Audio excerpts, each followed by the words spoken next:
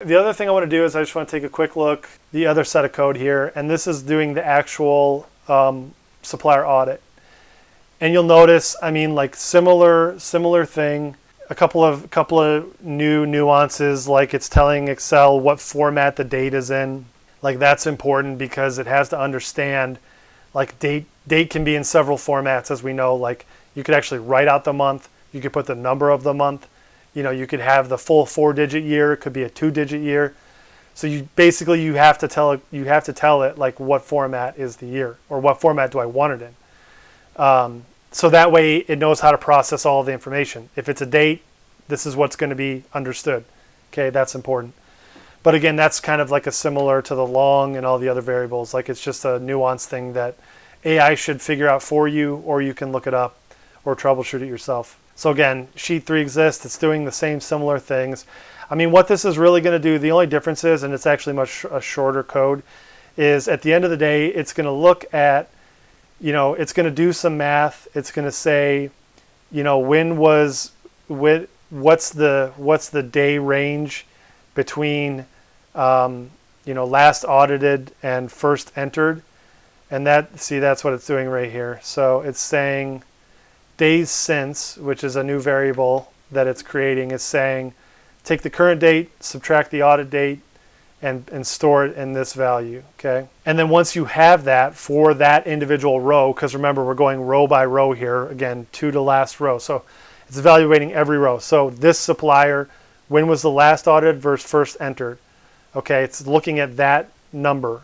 So if it's 10 days, 30 days, whatever, what it's then going to do is look and say, if it's over 30, flag it red, okay? If it's over 18, flag it yellow. And this is where, it's hard baked into the code here.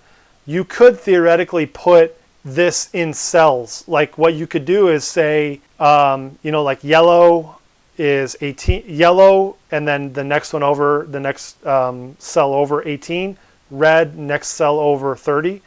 And then instead of hard coding it, what you can do is you can just tell your code to look in that cell and pull the number, compare it to that. The nice thing about that is that you don't have to change the code anymore. You can just change it on the front end. You can change it in the file and say, maybe I just want to look at 15 days or 60 days. Then you can update it on your sheet, hit the button, run the macro, code will work perfectly. You don't have to change any of the code. So be careful about what you put in the code versus what you might want to change, because anything that you want to change pretty much should not be in the code. It just makes it harder because you got to dig through, find it, change it, update it, make sure you didn't make a mistake, all that. It's easier to put that in the front end and just have the code reference that. And then again, basically, if it's over that, flag it red, flag it yellow, we saw that. And then reformat the data like we saw in descending, et cetera, et cetera. So those are the files, and that's what the code is actually doing in the existing one. Again, if you have questions about why it's doing things a certain way, you can throw it into AI and have it explain it to you in more detail. I'm not going to do everything here.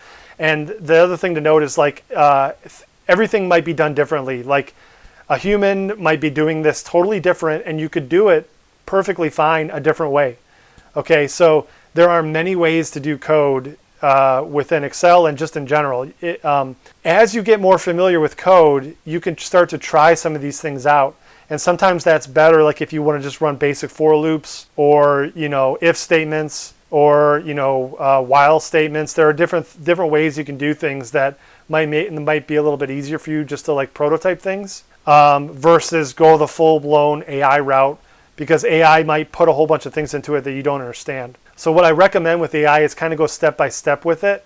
And that's what we'll take a look next here, because we're going to recreate it and I'm going to go through the actual prompts.